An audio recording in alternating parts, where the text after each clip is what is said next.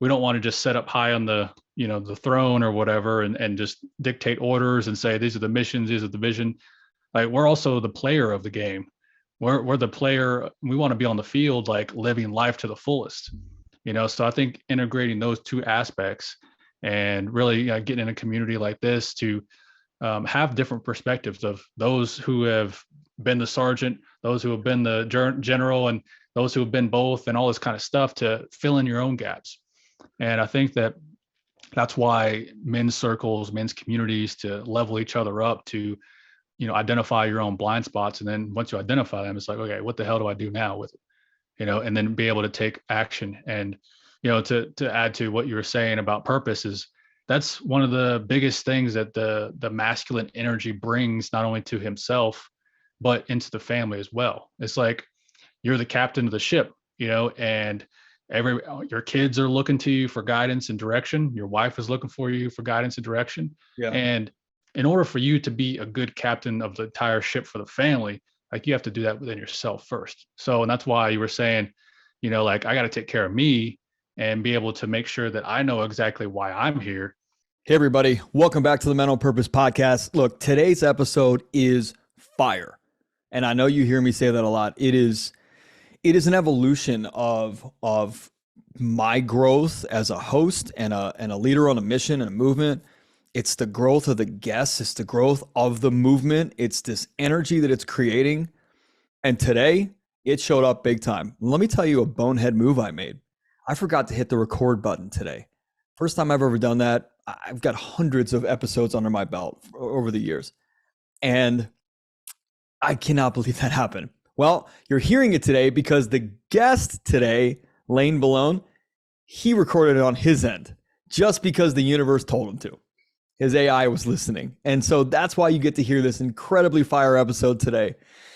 And Lane is absolutely an incredible guest. I met him through another one of our fire guests, Nick Devlin. And these are guys that I'm just aligning with as a man who's on a mission to free himself of that internal restriction and constraint, as a man who's on a mission to define and carry out his mission and really live his purpose every single day. And I'm aligning with these other incredible men who are doing the same thing. And I love having him on here. So today's episode is a volley in just gold tennis balls back and forth between Lane and I. And it was such a refreshing and energizing and intense and just awesome conversation. That's what I'm going to tell you. I'm going to tell you a little bit about what we talked about, and then I'll tell you about Lane, and then we'll get right into it. Excuse the end when I realized, if my team didn't cut out, I realized that I didn't record it. It was jarring to me because it was such a fire episode. So you are going to get to hear the whole thing. Look, Lane is a Special Forces Army Green Beret. So we're going to hear the information on growth and development of the human, of the man, from that level perspective, of that level of discipline and that level of determination and grit and energy and focus. Yet what we start talking about in the beginning is, how is that level not transferable to the personal side? How are we not counterbalancing that personal side when the business side is so high, right? And Lane talks about integration over balance. We're going to talk about disbursement of energy. We're going to talk about your professional formula not equaling or feeding or fueling your personal formula. We're going to be talking about co-creating an integrated life, integration over balance, balance analogy, his Special Forces stories. We're going to talk a lot about his Special Forces. We're going to kind of weave his stories into the fire that we're just trading back and forth. How to find your mission and purpose, focusing energy and attention on you first, putting yourself first, making you a priority, making sure you matter. Why guys think that they don't matter. Why are they distracting themselves? Why are they putting all these other things before them? We're talking about Lane's life story, how he got into the military, beliefs, programming. His was, if someone else can do it, I can do it. And that sounds so simple. And when you hear some of the extreme things that he was getting himself into in the military, it's just a very on purpose man right there. Facing your fears in the moment. Like, getting through things, gamifying your search for purpose, which we do in the MOP world. Are you a statue or are you a sentence? And if you want that video, I shot that actually today, which day I recorded, which is Monday, the 7th of November. You can go back and listen to that video. Finding purpose after the military, the formulas, trusting yourself, clarity on your needs, life's mission and purpose, like removing yourself from the cycle, counterbalance, holding it together through fear, going through something to get out of it, not as trying to escape it, and a ton more. Guys, we got to start this episode. So look, Lane Belone is a curious explorer, harmonious creator, and storyteller. He's the co-author of Unleash Your Humble Alpha, host of Exactly What the Moment Called For podcast, and creator of the Joyful Sovereignty Experience. And as a Green Beret, he explored the world and learned about himself.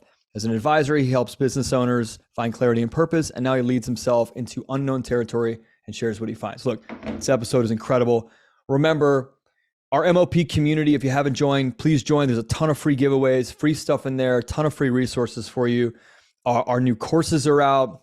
Our VMP course, which is, they're all low ticket, guys. Just get something, get it into your life. They're all low ticket. VMP, our MOP life formula, which is a very simple formula that we use to run everything in our lives and all of our programs foundationally from. That's another low ticket course that you could take just to get yourself started. We've got our masterminds, we've got our retreats. menonpurpose.net is where you find that. Like, guys, this is a turning point in this movement, and it's so damn cool to be a part of this. So just remember, as you're listening to this, take action with what you think you need. If you think Lane will help you, reach out. If you think one of the other guests could help you, reach out. My job is not to just push you to meet. If I'm a great fit for you, awesome. If not, choose somebody. What we care about as coaches, as high-level mentors, is that you choose, is that you make a decision for yourself and you take action today on something that you know you need to course correct to really align with that authentic version of you. Get out of your own way. Stop making excuses. Stop avoiding. Turn around, face the monster. Okay? Guys, be your purpose. Okay? Become irreplaceable. You're elite, former elite military, would that be right? Like former elite military, special forces dude. And here's the question. And one of my buddies, he's going to know who it is when he listens to this episode. He said to me, "Why is my life such a fucking mess?" And I said, "Your life's not a mess. Your personal life's a mess. If you ran your personal life like your professional life, where you're, like we were talking about Howard Stern earlier, your professional life is at like a 9 and your personal life is at a 2. If you ran your personal life like your professional life, you'd be on fire."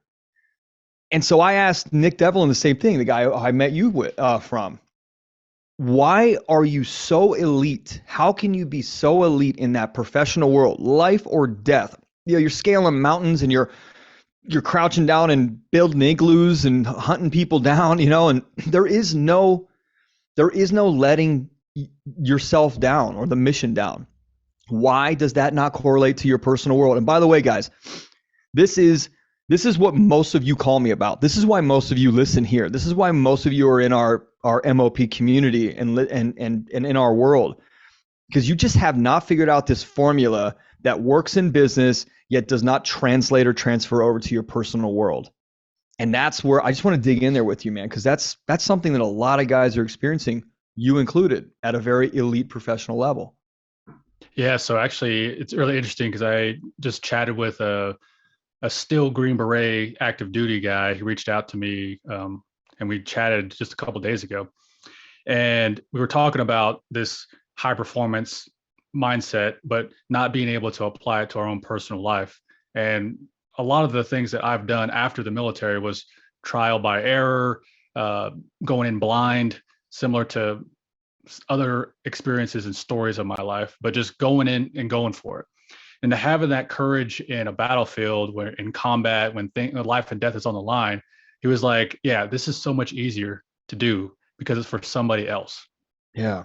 And so really taking ownership of, okay, if I was the commander of my own life, if I was dictating the mission intent, the commander's intent on what I want to get out of my life, we could switch that ownership, that responsibility of, I'm going to take that same tenacity, that same mindset, that performance, not for somebody else's business, country, life, like, but for my own.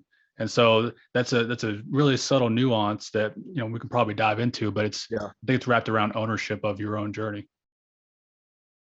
Well, that's the intro. I could probably cut the entire episode short there. And I think guys would get something out of that statement you just made in like a minute and 17 seconds, dude. That was so tight and spot on.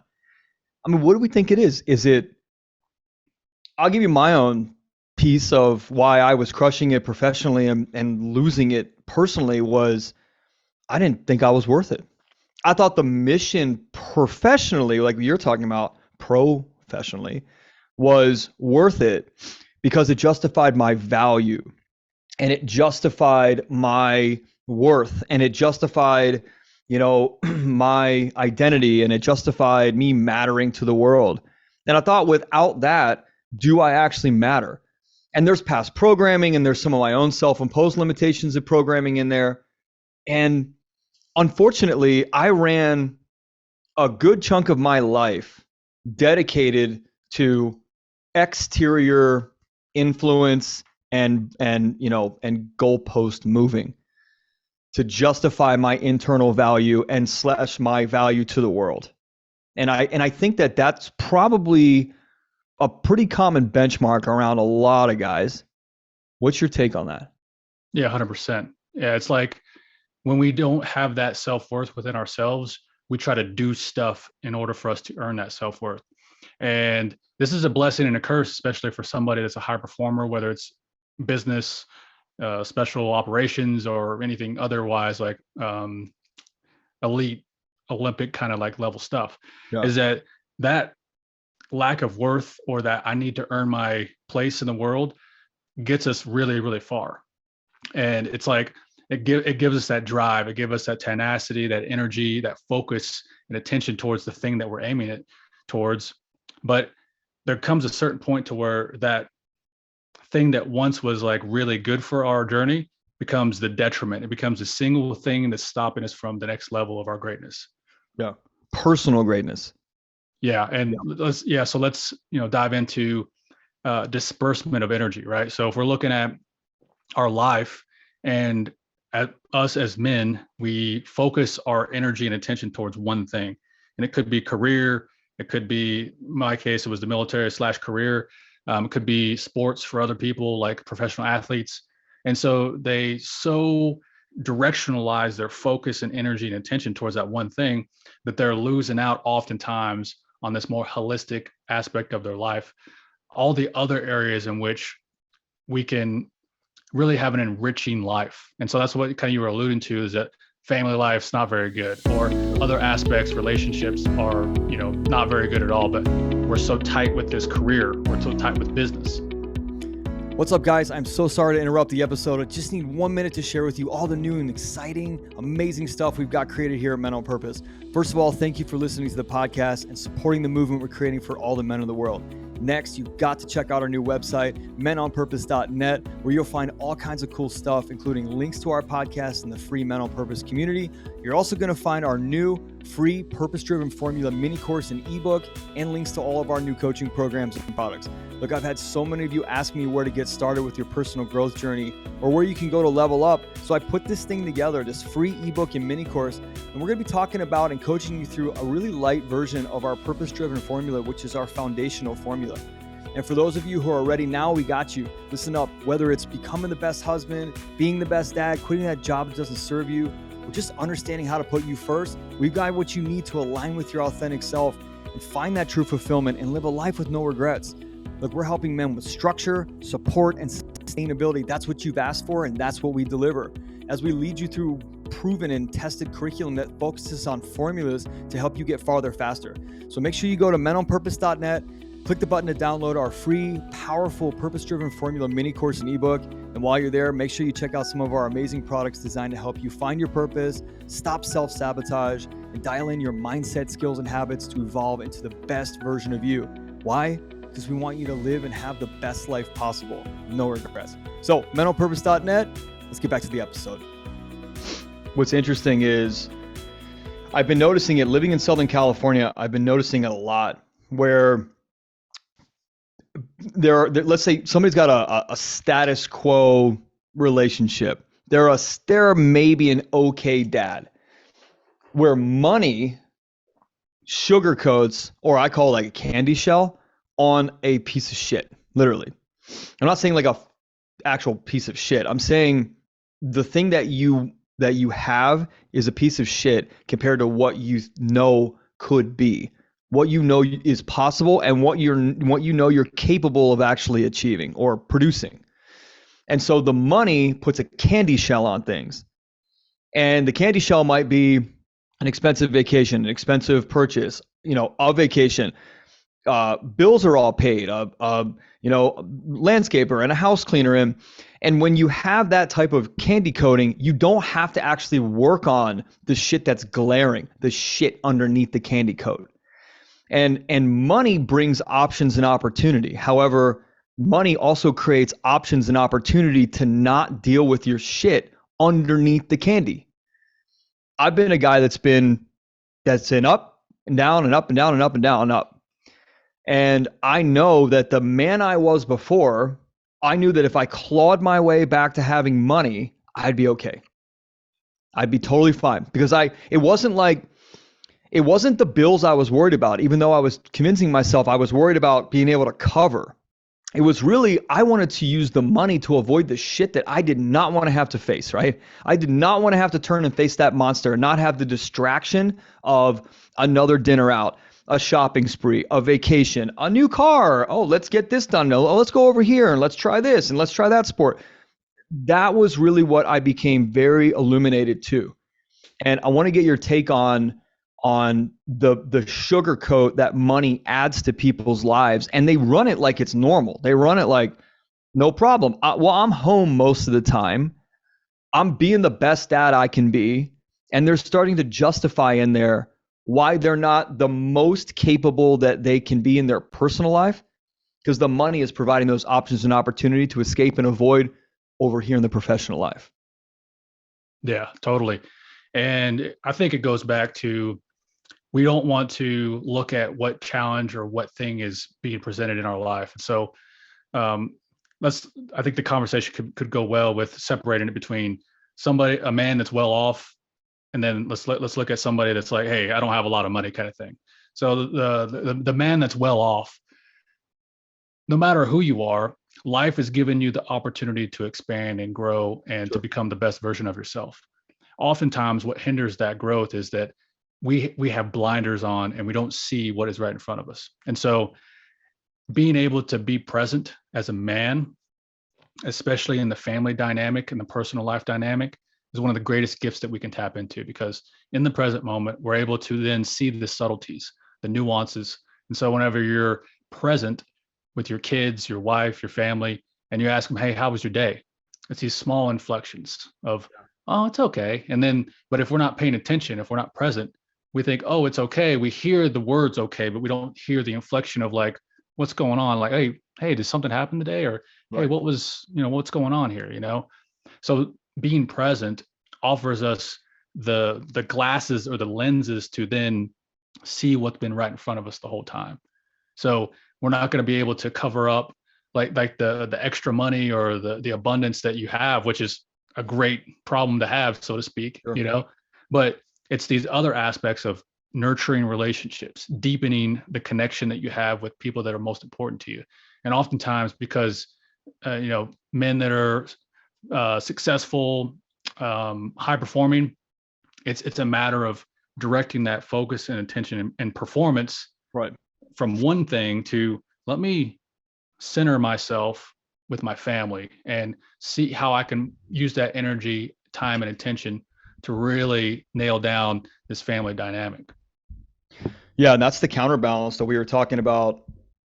That's the counterbalance we were talking about earlier between the personal and professional. So many guys feel like they're stuck in this vicious cycle to provide and to constantly have to bring in more. And by the way, self-induced, because the I forget what they call it, not expense creep. It's like lifestyle creep. Lifestyle creep keeps going, and all of a sudden, there's like, well, that car and then that car and then this school and then that school and then this car and then that car and then over here another car and over here another vacation and over here and then lifestyle creep is up. And even though you own a business, like this was me years ago, even though you own a business, you are now in that cycle you can't get out of. And a lot of guys, unfortunately, I think resolve is probably the right word to the fact, or reserve to the fact, whatever. They just stop and say, it is what it is. This is the cycle. This is life. I'm providing a nice, house and cars and vacation and education for my kids, and everybody's got insurance and braces and food on the table and warm, soft, clean beds. And you know what?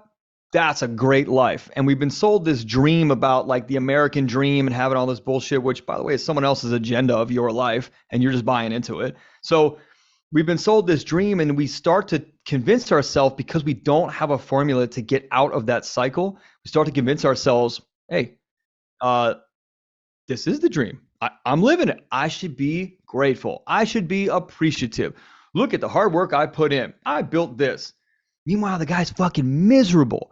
The guy is miserable in his personal internal world and has no options to move on. So there is no counterbalance option, because what are you going to do? Just turn the spigot off and the family like moves to a trailer and like you go to one car and you just go, hey, we're going to live on $1,500 a month, everybody, because dad needs to be happy. So the men in your world and my world, right? They don't understand that there's a whole secret cave right here that they could come into. Now, some of them do. That cave is tough to deal with. It's dark as shit. It's scary. It's loud. It's hot. It's all the things that make you uncomfortable. Yet the exit from the cave on the other side, if you can walk through it, the exit is your life being owned by you. And that sounds amazing. I'll walk through any shitty situation to actually own my own life and be the most authentic version of me. Like, sign me up. Well, that's me today. I don't know how willing I was like 10 years ago.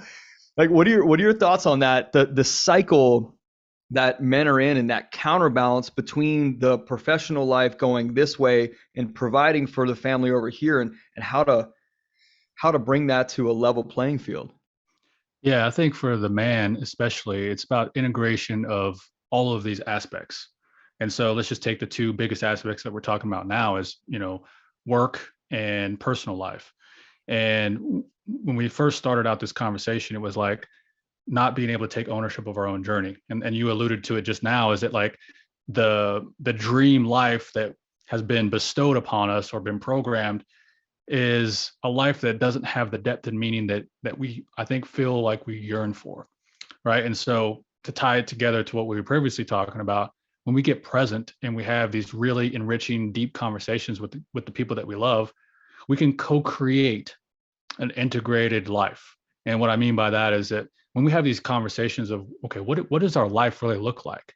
And how can I provide as the man of the family, mixed in with let me support and elevate and just have a good time with my family, right? How can we find that I don't want to say balance, but that integration? Because for me, integration is this kind of present moment balance, that it's changing every single moment, minutely, subtly, and us as men being able to have the trust in ourselves to say, okay, this is all the things that I'm navigating, and I'm the kind of harmonizer of the situation because I'm the leader of the household. And so having these conversations to say, okay, what do we want as a family? What do I need as part of a husband or as a father or as a businessman? And then we can find that sweet spot, find that, the overlapping middle of the two, the Venn diagram kind of thing. And that's the sweet spot that we can then own wholly and completely, because we have buy-in from our family. It aligns with our work or our business or whatever that we're doing for money. And we find that sweet spot, and then that is what we can take full ownership of, because it not only helps us also be the provider, but just taking care of our own selves and filling our own cup up first. Yeah. I mean, dude, that I've never heard it put like that. Integration over balance.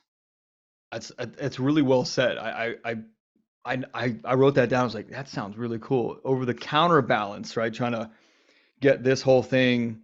I always pictured your life like you're standing on one leg, especially if you're an entrepreneur, and you're like leaning over like this, and one arm's out here and one arm's over here. If somebody pushes down on one arm, you're over. That's balance.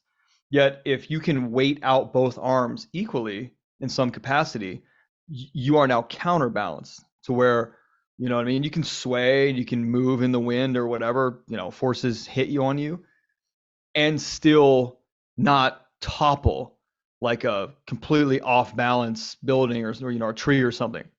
So it's a really interesting way of putting that integration. I'll have a nice little analogy for anybody Yeah, that's yeah, please. listening. Yeah, and not seeing the video.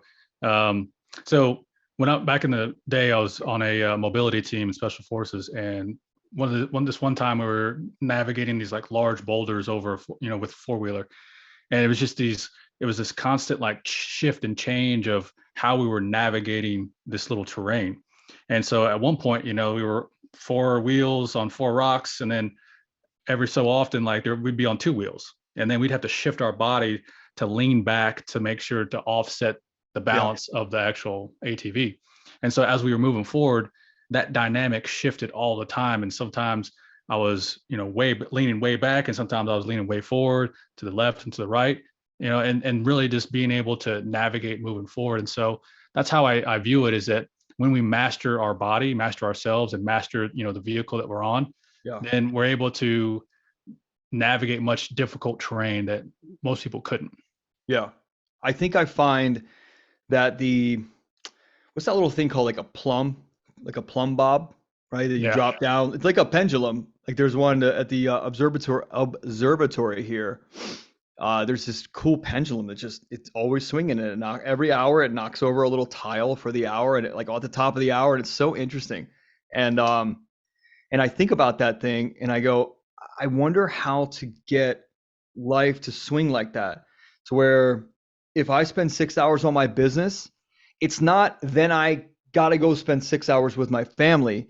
It's how do I build myself into the man that can spend 6 hours in my business and own that 6 hours with my family and be in it and be the dad I want to be and be the husband that I need to be and be the man in this family dynamic and not worry about my business. And I want to get your take on this. The way that I got that was understanding my purpose and dialing in and getting very clear on my mission on this planet, which is way above the professional, job-related stuff that we're used to. I'm talking beyond that. I'm talking like your actual mission on this planet, to where you're working toward your mission, not the mission out here, like we talked about in the beginning of this conversation. You can do it when it's a mission out here, when it's the United States government saying, hey, Lane, go do that. You do whatever it takes, put your body in harm's way, which, dude, I could sit and talk to you for like 5 hours about the special forces stuff. That and that's the mission. Yet when it's your mission, you got to own you on that mission. You got to be your own soldier in your own mission. And I think that's the scariest shit for people. It was scary for me. Would you agree with that? Do you think that finding your actual life's mission and the purpose why you're here, take the family out, by the way, too. Why are you here? That got me laser focused on my path forward and who I needed to be, which was crucial.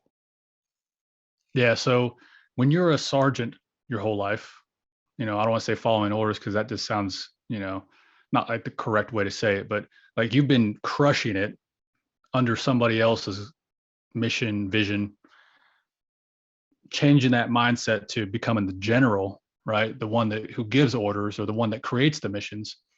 That's a huge shift for a lot of people. And it definitely takes this intentional journey to be able to integrate both of them, right? Because we don't want to just set up high on the throne or whatever, and just dictate orders and say, these are the missions, these are the vision. Like, we're also the player of the game. We're the player. We want to be on the field, like living life to the fullest, So I think integrating those two aspects and really getting in a community like this to have different perspectives of those who have been the sergeant, those who have been the general, and those who have been both, and all this kind of stuff to fill in your own gaps.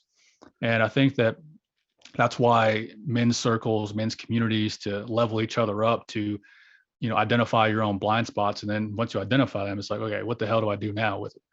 And then be able to take action. And to add to what you were saying about purpose, is that's one of the biggest things that the masculine energy brings, not only to himself but into the family as well. It's like you're the captain of the ship, and your kids are looking to you for guidance and direction. Your wife is looking for you for guidance and direction. Yeah. And in order for you to be a good captain of the entire ship for the family, like, you have to do that within yourself first. So, and that's why you were saying, like, I got to take care of me and be able to make sure that I know exactly why I'm here. Then it's much easier for you to then create the conditions, create the containers, create the conversations with your family to help them identify their own purpose to the degree in which they need to, whether they're, boy or girl. What do you think that number one element is that you had to strengthen, clear out, like in your formula for your life to get that, like, you kind of find out where you're going to go, like, oh man, okay, I've illuminated that. I that's where this human is going. That's where I wouldn't regret, that's the path I wouldn't regret. What's the one thing that you had to dial in or let go of that got you aligned? I think the catalyst was identity. And, we might dive into some spirituality here. But when we ask ourselves who we are, it brings up an interesting dynamic. Many answers could come. Maybe you don't know, maybe it's a blank. But when you start to ask this question, who am I? And then through the course of days, weeks, months, and years, you start to get answers of what that means. And whenever you feel an answer that so resonates with, like, the core of who you are, then it makes it much easier for us to let go of title, let go of role, let go of, like, jobs, things that we think that we are. Because when we identify as just a husband or just a father or just a business person, like, we are limiting ourselves so greatly. Yeah. And for me, it's kind of like the layers of an onion, right? So we have different layers of ourselves. And what I'm pointing towards is the very center of the onion, and to a very powerful truth of who we are.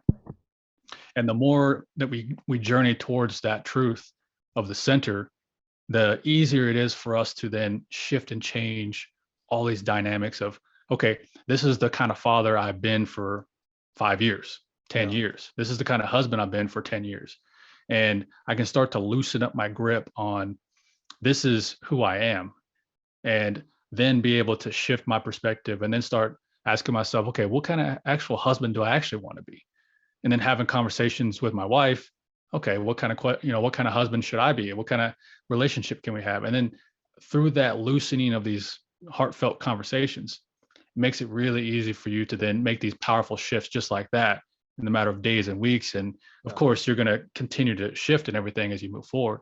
But for me, it was really asking the question or looking into identity, or who am I? Yeah, man, I can completely align with that. I also think there's a trust factor in there of, I mean, this is going to ring, guys, snap your fingers, clap your hands, look in the mirror and tell yourself, I told you so. I honestly held off on my mission for so long because I didn't trust myself that that's exactly what I wanted. And then not only that, I didn't trust myself to actually be on that mission, stay on that mission, from whether it was programmings or beliefs or, past conditioning from my mom and dad about me sticking with things. I didn't trust myself.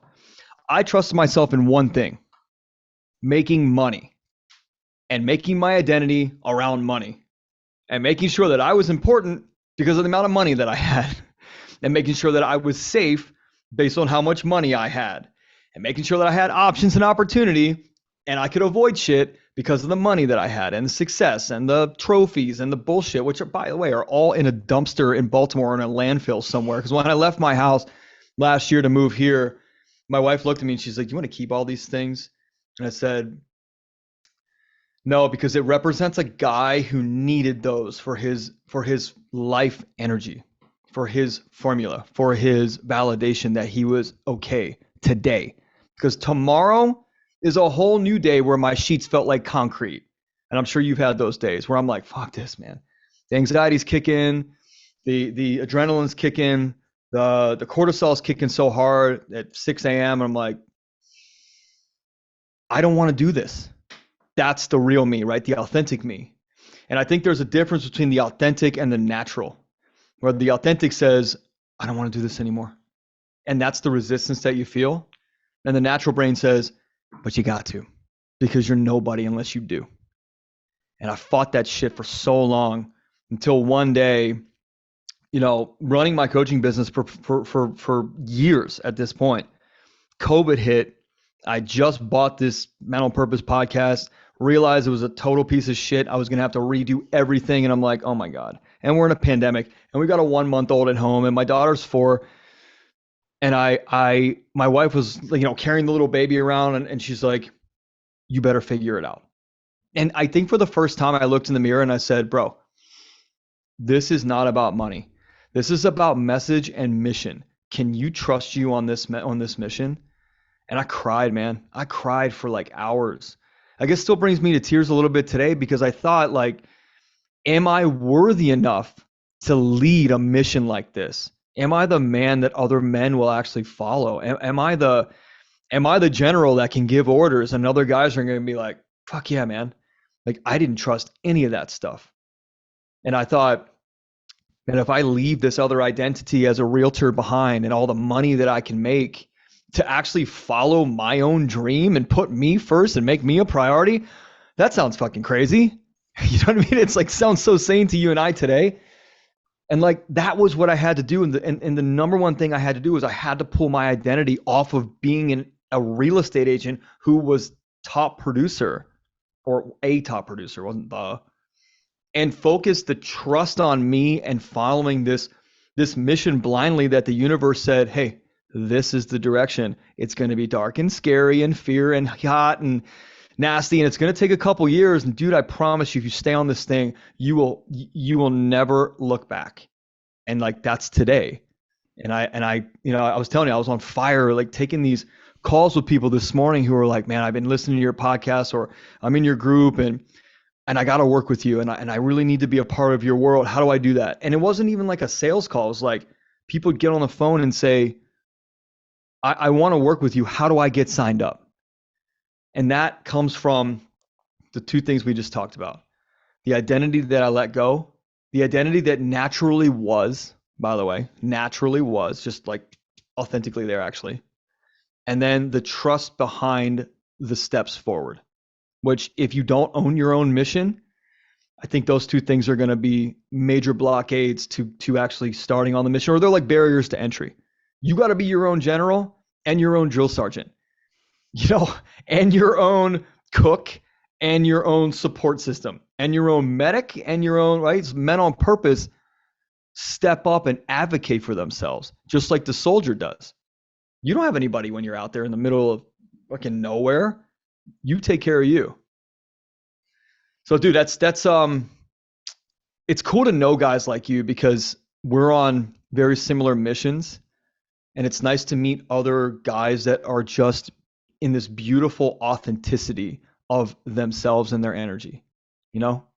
Yeah. And that's the beauty of it, is that when we surround ourselves with other men that have just completely different types of things going on, but there's certain similarities, or certain, you know, frequencies of operation, you know, like being able to have that kind of dynamic just really elevates and levels us up. And again, like I was saying, you know, identifies the blind spots, and then, you know, they could be the kind of pseudo drill sergeant in a way. Of course, we have to be that for ourselves, but it's really great to have support system and people in your life that just like, hey man, I got you. What do you need? Even if it's just listening or going on a hike or whatever it is, you know, it's so invaluable. And without an agenda, by the way, without a, hey man, what do you need? By the way, I charge for it. This is what do you need? Somebody asked me the other day, how you probably used to do a lot of free coaching calls. And I said, I do 10 times more free coaching calls today with a very successful business than I ever have done in the past. And it's because I'm not, it's the relationship. I want people to know that this isn't just a money making enterprise. It has to make money because it's a business, and it also has a mission to it too. And there's some guys that just need a little tweak, and they don't need 4 months or 10 months. They need a 10-minute call, and they can't 100%. afford it. So you got to do that. You have to do that. So dude, there's going to be dudes out there like me who are like, Ian, come on, stop fucking around. The guy's a special forces guy. Talk about some crazy shit. So we're on a great run right now with like fucking fire after fire, man. I want to make sure that we put some things in context. So let's go back into your career. And then what I want to do is I want to work through your career a little bit, talk about some cool stuff that guys are going to just, the guys who listen are just going to like. And then like, let's wrap that into that when you got out, how did you become the man you are today? So like, take us into like, why did you join the military? Why was it Special Forces? I think my biggest question is, how do you like get through that level of fear and like insecurity and unknown and unpredictability that is was your job, especially in a place where that at any split second moment your life could end. Somebody's coming for you because you're coming for somebody, That's Yeah. So fascinating. yeah, my theme of my life has been kind of going into the unknown with pretty much lack of resource, lack of awareness, lack of training. Yeah. Like even when I joined the military, it wasn't an intentional thing. I was obviously guided by a higher power. Sure. But my buddy and I, we were thinking about what we're going to do after high school, and we were like, hey, let's play rock paper scissors to see our destiny, right? Wow. And so he was like, hey, let's join the Army, and I was like, hey, let's do college. And so we played rock paper scissors. He won best 2 out of 3, and we both joined the military. And I was on my way, and being able to make that decision. One of the things that will be a continuous theme in my life is if somebody else can do it, I can do it. And that's literally the probably at the bottom of the barrel, the deepest kind of simple belief that if someone else can do it, then I can do it. And so the same thing with these different chapters of my military career is that I joined as an intel analyst, which wasn't hardcore, isn't hardcore. And I didn't know it at the time because I joined at 17. Anyways, I was at my first duty station and I saw this flyer for Special Forces, and I was like, what the hell is that? I have no idea what it is, Special Forces is marketing on flyers within the barracks. Yeah, like That's so at the funny. convenience store, like they had little flyers of Got it. to be able to go to a Special Forces brief, right? And so they do this throughout, the different bases and stuff. And I was like, what the hell Special Forces? And so I was like, I don't know. But like at the time of my life, I was 18 years old, and I was like, I'm looking for something more, right? And there's a thing that happened in my travels that just really awoken my drive and ambition to learn. And so anyways, I saw this thing and I was like, okay, I'm gonna go check it out. And so I walk into this old auditorium from the back, and as I'm walking in, you see this like projector screen, and they're playing this video of just like dudes falling out of the sky and shooting guns and like jumping out of helicopters and airplanes and blowing stuff up. I was like, bro, like I'm not doing any of that. Like I want to do that, Yeah. right? And so I just was there. I was like, yeah, I want to try this out, and I didn't know what the mission was. I didn't know anything, right? And so that was December time frame. And then a few months later, I ended up going to Special Forces Assessment and Selection. It's a 24-day ordeal in North Carolina. It's just very grueling, very difficult. It's just the Special Forces version of what Navy SEALs kind of do. The land stuff, not in the ocean stuff, but very difficult. And I think 350 people were there, maybe 400, and about 100 people got selected, right? And so after you get selected, it's 2 more years of stuff, learning a language, learning a new job skill, learning the primary mission of special forces, which is unconventional warfare. And so anyways, I was an intel guy. I shouldn't have been there because I hadn't been in combat yet. I wasn't combat arms. I wasn't infantry. I wasn't hardcore, but I was there. So I just went and did it. And the mindset was, okay, if somebody else can do it, I can do it, or at least I can give it my all and try.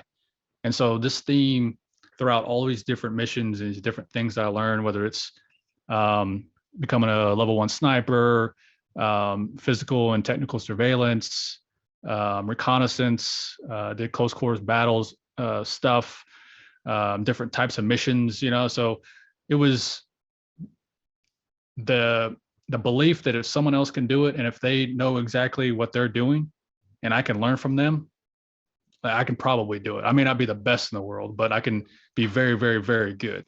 And so I've taken that same mindset, from the special forces, of learning all these different skill sets, Arctic warfare, mountaineering, all this kind of stuff, right? And knowing that, and I think, for me personally, looking back, it's like, okay, I can look at somebody and hear them and feel them when they know what they're talking about. Like if they're at the top of their game, they're knowledgeable, their skill set is on point at world-class level, I can differentiate that between somebody who thinks that they know or is acting like they know or trying to know. And being able to differentiate that really makes it really easy whenever you're looking at somebody. Like, okay, do you really know? Do you really know what you're talking about? Have you lived through this? Have you experienced it? Are you a good teacher of this? Yeah. And being able to differentiate that has helped me when I got out in the business world and helping people world. And definitely I've had my struggles and my stumbles and falls and all that, especially when I first got out. But being able to translate that into something that says, okay, I'm directing it towards my mission, my focus, my purpose. How do you do? So many questions. Arctic warfare, mountaineering, close quarters combat sounds so freaking cool. And I'm gonna pick one. So I almost feel like you definitely get programmed in the military, right? You're not like the normal you who went in while they drop you into a frozen tundra and go, hey, here's your mission. Like, what we're tracking you. So you've got exactly 48 hours to execute the mission, or your extract points, vehicle is going to be gone and your ass is staying here. Like at that point you go, yeah, I'm going to pass. That sounds, I'm not really into that. Like, or are you just so programmed, you're like, got it, no problem. And then does reality ever hit you when you get dropped into this, this mission? It's almost like a game, right? Like all of a sudden you're just on the side. I picture you like on the side of a mountain, and reality hits and you're like, what the fuck what am I doing? What the hell am I doing? What am I doing? What am I doing? I gotta, like, this is the mission. I gotta scale another 1,000 feet. What am I doing? I could have worked at, T. Rowe Price and been completely fine right now, and like driving a douchey car and having a 401k or whatever. And like, I think about that, because when you got back, reality hits you. Yet when you're in and you're on these missions, how does reality of I'm scared, I don't know what the fuck I'm doing, like questioning yourself, insecurity, how does that not hit you, or does it? Because you think about a special forces guy, it's like to the target, almost kind of robotic, right? To the target, let's go. This is get over this mountain, whatever. It's just in the way of the target. How do you not channel that human programmed, societal programmed, fear-based human and stay on that mission, even though you still are a fear-based human? Yeah. So for me, it comes from like a primal enjoyment of adventure, or primal enjoyment of pioneering. And so when I look back at the different things that I did, I was never the best at anything, but I was always really good at a lot of things. And I learned from the best of, when we learned Arctic warfare, it was the Swedes and the Finns, right? Yeah. And so like we were able to trust that they knew exactly that dynamic. And I felt that I had a lot of potential and a lot of capacity to be able to play at a really high level. And whenever you were speaking about that, what was kind of coming up for me was this idea of surgical corner of the universe or of the world, right? And we were just like training up and doing these like very little tiny little surgical precise things. Yeah. And it was really cool. Like I'm not gonna lie, it's like, and that was part of the reason why it was so difficult to get out, with my own internal battles. But we were doing something so unique, something so timely, something so special, something so technical, that it was actually really fun to see if we could overcome that challenge. Right. And so if someone's listening to this, like you don't have to be a special forces dude or Olympic level athlete or, a billionaire business guy. But what you can do is you can take that certain level of playing the game of life essence of, I'm finding this like very surgical, precise way to live my life. And I have all these interesting life experiences that led me up to this. Right. So, if you have successful business, right. So, you're making plenty of money, but then like the side of the personal life and the relationships with the family, like ain't so hot. Right. Well, that's okay. Right. Because you already got this other stuff that's like really shit hot, and like use that as like your part of your package of like who you are, but just integrate the other aspects. Right. And so for me, it's like fine tuning. I mean, when we look at it from a position of finding our purpose, is like, okay, instead of us looking at like finding our purpose as this very difficult, arduous thing, like let me look at it like a game that I can engineer and play and have fun with, right? It's an adventure. I'm pioneering my own mother trucking life, right? Like I'm going forward and I'm finding all these nuances of the things that make me. And looking back at your life, you have all of this like raw data that you just haven't utilized, and you haven't been able to see it from a certain perspectives, or a certain perspective that's advantageous to you finding that surgical purpose for your life. Yeah, man. When you were talking about that, what came up for me was something that an ayahuasca shaman said to me on my first ayahuasca ceremony, which was, I said to her, I can't do this. She's like, okay, well, you flew all the way here across the country and, did the dieta for 2 weeks and, like, just go back and sit down then. And I'm like the last one to go. And I'm like, oh my gosh, what do I do here? And she said, if you want my advice, the spirit's pushing you in every category of your life. Stop trying to escape. Stop trying to avoid. The only way out is through. And dude, in that moment, it was like, if a spirit had ever smacked me in the face before, it did. And I became overwhelmed with emotion. And she's like, so now we're on to something. And so what you learned was you can't quit halfway through. You have to see the mission through. So you have to be on a mission that's so damn important to you that you'll push through anything. And a lot of the guys that come through, one of our exercises is called VMP. And vision, mission, person equals purpose, right? Everything's formulaic. And what I tell them is your mission has to be so clear in your mind that nothing can stop you, that you're willing to do whatever it takes to move through the obstacles that will be put in your way to achieve the mission. One of the things that I've been talking to the people about in our mastermind, different groups lately is, are you going to be a sentence or a statue? And it came to me in a dream a couple weeks ago, and it was like, are you working on sentence shit or are you working on statue shit? And what I mean by that is, are you going to be a sentence in an obituary that has a period and that basically ends people talking about you, your legacy, unless you are one of these guys that think if you leave a bunch of money and a bunch of like passive income to, whatever, to your, heirs, that makes you cool. It doesn't make you fully cool. It makes you kind of cool because it's like, oh, cool, cash. And what about the other side of that? Where if you actually showed up as this truly authentic you, because like I said earlier, you stopped running from the monster, you turned and faced the monster, and like the monster and you walked through this deep, dark, hard, inferno tunnel. And what would that do for you? I'm guaranteeing it won't be a sentence in an obituary that ends with a period and then someone turns the page and you are now forgotten about. You are now gone to them. The next generation, they might talk about you for a few years until something else fills the void. That's about it. And so the question to most people are you operating that your life, that you'll get a sentence in a newspaper somewhere and a little card at your funeral that the church director is going to read as they wheel your casket out? Or will somebody say, holy shit, that guy's life was so impactful in a positive and purposeful manner to this town, this library, this planet, this family, that they're thinking about erecting a statue of you. That's how impactful you were. And I'm not cautioning, I'm encouraging every guy listening to this, and women too.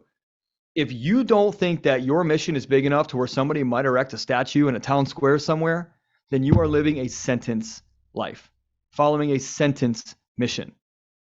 What I'm asking and encouraging Lane 2 is encouraging you to do is to face your shit inside, evolve who you are, find your authentic self, align with that mission, that you make so much impact here that someone's going to pick that mission up as you live your final days on your mission. Other people are in there carrying that torch for another 100 years because you were the steward of it. You were the captain of it, whatever it might be. It's really something for the audience to think about. Sentence or a statue. How are you operating your life right now? Are you living the way that you truly want to? No regrets. Or are you just kind of going through the motions? Candy coated in shit, a candy coated pile of shit that looks really good on Instagram, and the cars are always clean. That's good. And there's a boat. I got a boat. And, my housekeeper comes 4 times a month, that's cool. Like that's false. That's facade. That's not alignment. Would you agree with that, Lane? 100%. Yeah. And there's nothing wrong with having great stuff and, luxury lifestyle to whatever degree that you feel like, you want, but what's underneath is what we're talking about, and really getting into the core of who you are, the authenticity, the intangibles. And when you have that aspect of your journey moving in the right direction, then all that other stuff is going to figure itself out, and it could lead to even more riches. It could lead to more wealth. It could lead to the same, it could, whatever, it doesn't matter. But having that true happiness and joy within yourself and enriching relationships and just elevating and having such a refined and pinpointed surgical focus of purpose, it's going to help just everything as a byproduct lines up for you. How did you align when you got out of the military? Were you lost? Were you wandering? And then how did you, I say get on track. Track's not a bad thing. Track is alignment. How did you find that track and rocket ship on that thing? Yeah. So I think it was just little micro experiences of trusting myself. And for the first couple of years after I got out, I was very lost. I didn't know what I was doing. I didn't know what I was really looking for. I had this feeling of purpose. I had this feeling of a direction, and I was generally aiming towards my North Star, my true north. But there was a lot of detours. There was a lot of trial, and there's a lot of experimentation. And every single time that I experimented with something, whether it was a business or a little mini partnership or like an event or something, like it was all helping me get to where I am today. And, it was really difficult, but again, it goes back to trust. And every time that I felt excitement, I felt like this was the right thing for me to do, I learned something really valuable. I had an experience that I still use to this day in some certain capacity. And whether it's relatability, whether it's a story, whether it's analogy, whether it's framework, concept, whatever it is, like I have that within me now. And so I've noticed in my own journey, I've gone to this very detour laden path. Yeah. But that's my style, because I like to experience all this like weird, crazy, Yep. interesting stuff, right? On And that that's one. my path. And how I found alignment though was really the spiritual path for me, and that was whenever I found myself in Peru, and I wasn't looking for it, but it came to me, um, plant medicine, and so my wife and I we ended up we were living in Panama at the time, and we were like, hey, let's go to Peru.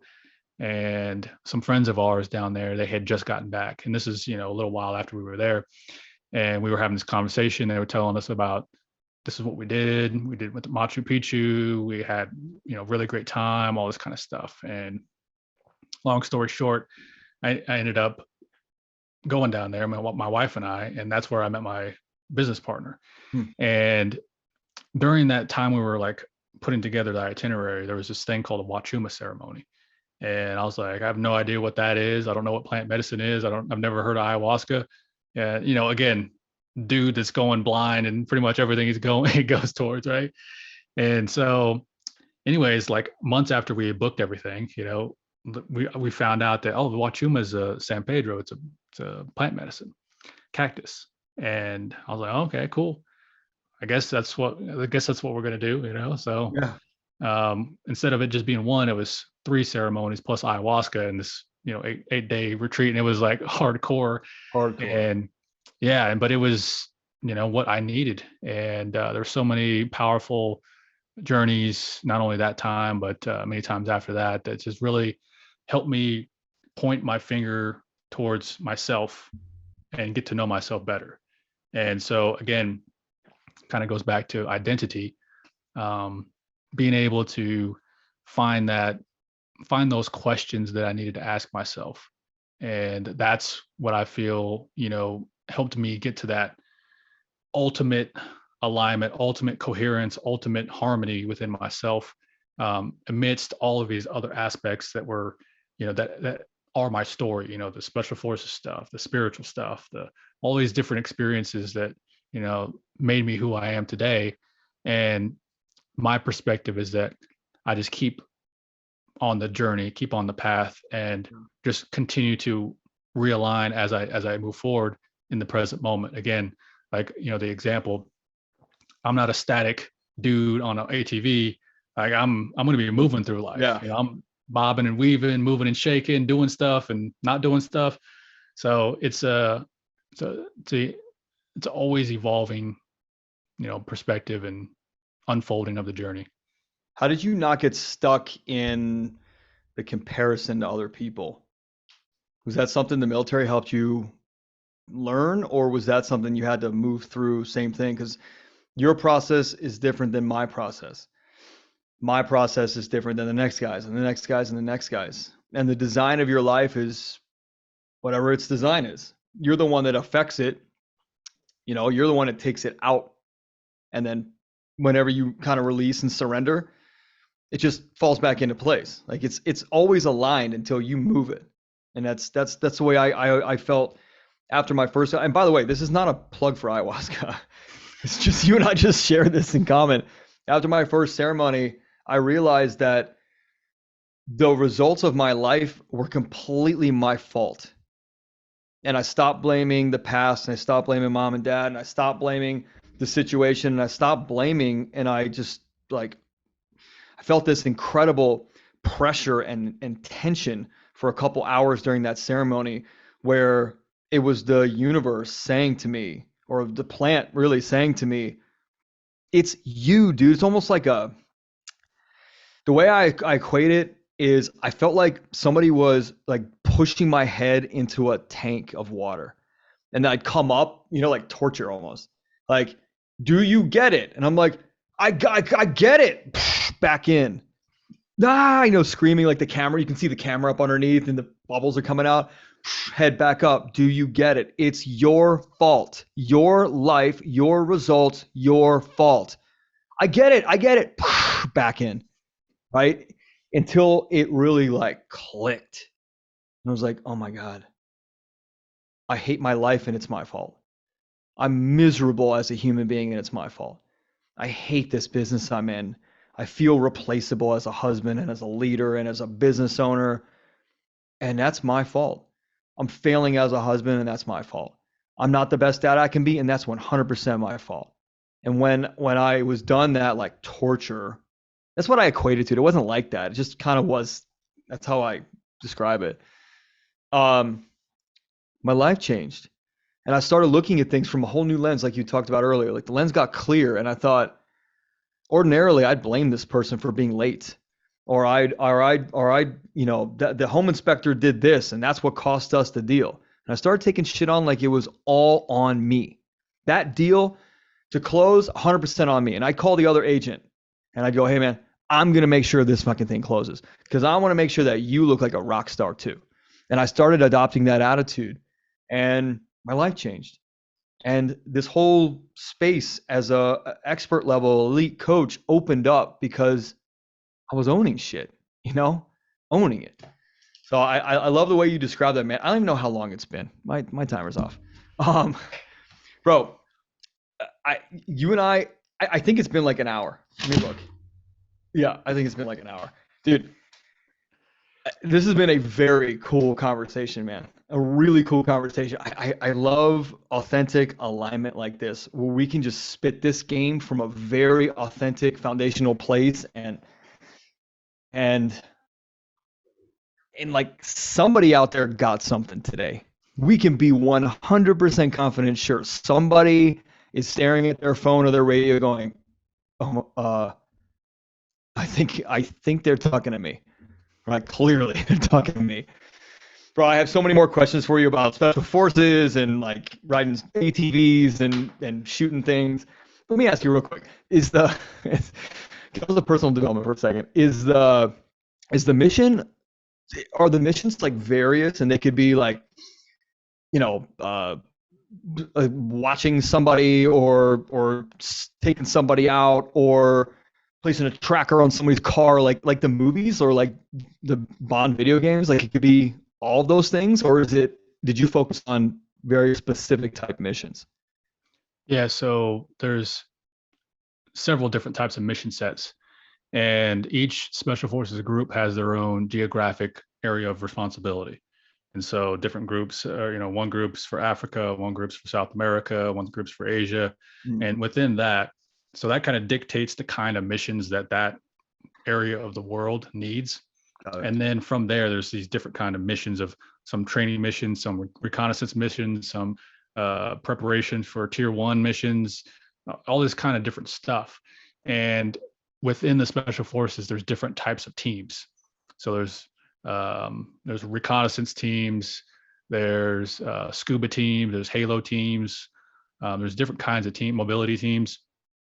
And so depending, it's like the luck of the draw, like whenever I got in special forces, like I was on a certain team and it's like, hey, you're an engineer that does demo stuff. You're a new guy. You came in at this time. Okay. Which team needs a guy? Right. And so basically like you're kind of out of the hands of like your own destiny in a way. And then you get on a team and then you have that kind of like type of mission, but then there's different types of, so to answer the question is like, there's all kinds of different missions, during combat, we were a regular, RUC team doing missions in Iraq. And then sometime after that, we got changed over into a highly specialized unit, counterterrorism unit. And we were in Northern Africa, and we were doing all these other kinds of things and activities and type of mission set. And then, whenever I went into a different unit, I was on a mobility team, but we also did like Arctic warfare stuff, and some mountaineering stuff, and it's all connected to mobility, skiing, snow machines, ATVs, all other off-road vehicles, and so it's just really like, again, you're going with the needs of the special forces missions, Right. and so being able and what they're looking for a lot of times, is my own opinion, for people that are trying out for Green Beret special forces stuff, is this highly an individual that has a high potential for capacity. And so being able to do a lot of different things and being proficient at a lot of different things. And then whenever you say, okay, well, you're a highly potential dude, now you can go do some Arctic warfare, or you can do some XYZ, right? Insert mission. And given enough time, given enough training, you're able to then allow yourself to just be that dude, because again, you're seeking the adventure, you're following the mission, you're giving it your all. And if you're a person that has, incredible potential and capacity, well, then you have a high likelihood of just crushing it, whatever that might look like. Yeah. All right, audience. We're gonna wrap this thing up. Lane, thanks, dude, for your infinite wisdom and stories, and bro, this has been absolutely fantastic. And I cannot believe I forgot to hit the record button. Oh man. Okay. Anyway, it's all good. Dude, this is one of those fire episodes we have ever had. And bro, you brought it. So really, really appreciate your time today. Really appreciate it. Yeah, brother. Thank you for co-creating this space of conversation, dialogue, asking like fire questions. Man. And so it was an absolute co-creation, and it was a lot of fun. So thank you for creating this container, allowing me to share and express. Of course. And the intention was to just whatever somebody needed to hear today was what they needed to hear, and that we could support their journey. And they got it. And they absolutely got it. So thanks for saving the day with the recording. Yeah, absolutely. Yeah. Wow. Okay. Anyway, audience, it's totally meant to be, man. Yeah. Thank you so much. Please go check out Lane are you still using Humble Alpha? Actually my personal website, lanebelone.com.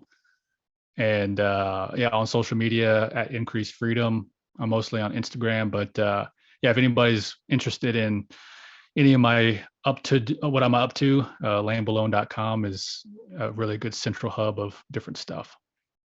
Got it. Cool, man.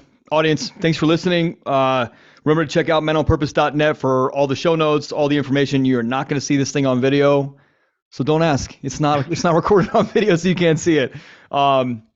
And make sure you check out all the upcoming stuff, the free stuff, the assessments, the free downloads we've got, anything to help you on your journey, get started or help you to the next level. We got you. Thanks for listening. We'll catch you on the next one.